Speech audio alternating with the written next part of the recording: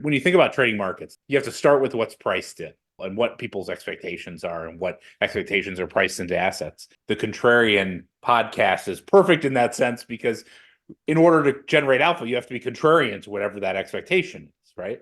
And Exactly. so if you look at what's priced into asset markets today, particularly if you look at what's priced into stock markets and growth expectations, they're very elevated. So we had this long period, as you mentioned, where people thought that we were going to, continuously think that we were going to go into a recession.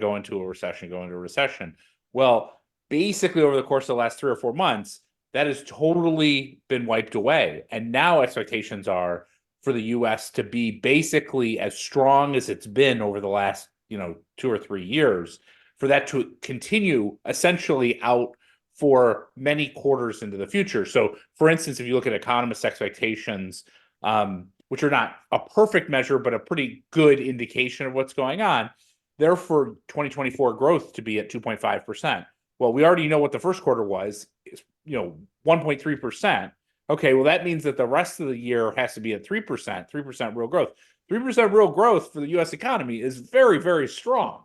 That's going gangbusters. And on top of it, you look at earnings expectations, and they're pricing in 17% earnings growth year over year by the fourth quarter. Again, is that possible? Sure, it's possible, but that is very, very strong in an economy that's only growing at sort of 5 or 6% on a nominal basis. And